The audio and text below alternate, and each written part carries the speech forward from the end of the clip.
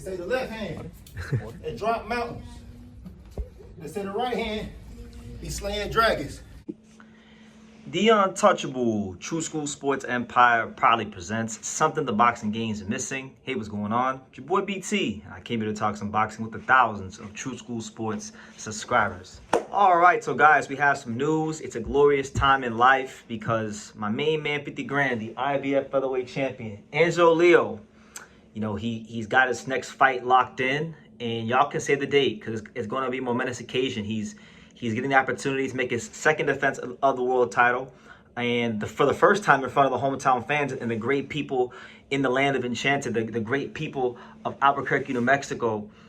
He will be coming back February 21st, and you know I don't think it'll be the easiest fight, but we'll get to that in a second. Before I even get into the matchup, let me just say this: Angelo has earned every bit of success he's gotten in the boxing game so far because, you know, after losing the title to Fulton and then having to sit on the shelf because of contractual issues with Mayweather Promotions, you know, he got active. He won 3 fights in 5 months after taking a dramatic pay cut to sign up pro box. He knocks out Venado Lopez as a 5-1 underdog. He defends the belt in Japan against Kameda as his first defense. He's earned himself a hometown fight. You know, a lot of these champions, like a lot of the guys that people prop up in my comments daily, they haven't taken the risks that Angelo has in his career, or pay cuts that Angelo has taken in his career. He's fought in 8 states and 2 countries, you know, California, New Mexico, Georgia, Connecticut, Florida, Texas, you know, Colorado, you name it. He's gone where he's needed to go to fight. So it's great that, you know, he's able to now build himself a little bit as a name in the sport. But he'll be back here February 21st to fight the very tough game South African, the number 8 IBF featherweight contender, LERATO DlAMINi. Now, obviously, Dlamini is not the name. He doesn't have the name value of Rafael Espinoza and or Stephen Fulton or even Bruce Carrington or Nick Ball or anybody like that. But these are always the kind of the fights you got to watch out for, because a guy like this is the kind of guy that'll ruin that will, you know, leave you wondering how things got so bad for you. You know, upsets can happen. Now, right now, Angelo has opened up as a 5-1 favorite, so Dlamini, you know, is the clear underdog in this fight. But let's talk about it, because a lot of people are saying that this is a cherry pick. I honestly don't see this as any worse than what Espinoza is doing by fighting Arnold K. Guy. I feel like Dlamini and K. Guy are in and around the same level, but they have very similar records. You know, K. Guy is 23-2-1 with 14 knockouts. Dlamini is 21-3 with 12 knockouts. But the only difference is that Dlamini actually has a win on his resume against a former world champion. Arnold K. Guy does not. So that's really the only thing I can say. Now, funny enough, Dlamini is a guy that, you know, early in his career he lost his pro debut. So, you know, a lot of great fighters in boxing history have lost their pro debut. Bernard Hopkins, Juan Manuel Marquez, and anybody who loses that first fight, it's a very jarring feeling. So when a fighter can lose his pro debut and then reel off 18 straight victories, it says something about their character. Dlamini did just that before he wound up losing to Jazza Dickens in a very close fight.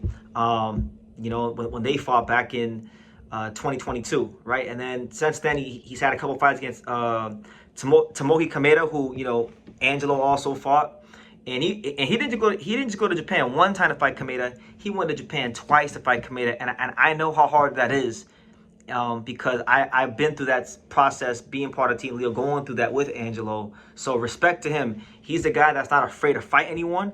He's a guy that actually did beat Kameda and almost beat him a second time. So I actually think that Dlamini is a little bit better than his record suggests, and for that reason, I can't overlook him. I can't just write him off. Smooth boxer. You know, if you want to just get technical about it, he has a knockout ratio higher than Angelo, right? So could be a trap fight. You never know. You never really know in this boxing game. But really and truthfully, guys, when we talk about Angelo Leo here on this channel, yes, he is my friend. I will acknowledge that he's my friend. Yes, I am part of the team. Love him. Love him to death. But I keep it real, though. I keep it real with you guys about who I think can beat him and can't beat him. I'm not going to write Dlamini off, but I just think that you know, Angelo Leo is trending very much upwards towards becoming, you know, one of those top upper echelon creme de la creme fighters in boxing. I feel like, you know, if he puts it together, he's got the chance to beat a lot of big names, you know, from the Espinosas to the Inoues if he wants to come up. I feel like he's a complete fighter. You know, he's gone through a lot of development in these 5 years that I've known him from as a fighter, and I just think like Dlamini's gonna come with everything he could possibly bring. Like when I look at Dlamini as a fighter, I see a guy that you know, is a competent professional. He knows how to set up his punches. He knows how to set up his right hand in particular. He can be a patient boxer, as he showed in the first Kameda fight. But he's also, like many African fighters, he's not afraid to fight and get rugged in the pocket. So I think he does a little bit of everything pretty well. But I just think that when we talk about Angelo Leo, you know, you're talking about a guy who's one of the premier body punchers in the sport, not just the featherweight division, but in the sport. Like, he's one of the best body punchers in any weight class in boxing. I think he has the best jab in the division of the current champions. You know, I think, you know, he's an excellent counter puncher. So I think, you know, Dlamini can come. Dlamini will have his chance. He'll have his chance to become a champion. And I believe, you know, from what I was reading and from what I was gathering, LERATO DlAMINI is the first fighter from the Free State province of Africa, of South Africa, to fight for a world title. So it's a big deal for him.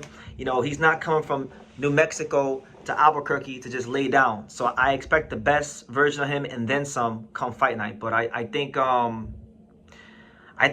gonna be a really good fight. Actually, I think it's gonna be a good fight. I think I do think in the end Angelo Leo is going to show that he's on a different level than him, and he's gonna defend his belt successfully. But again, you can't overlook nobody.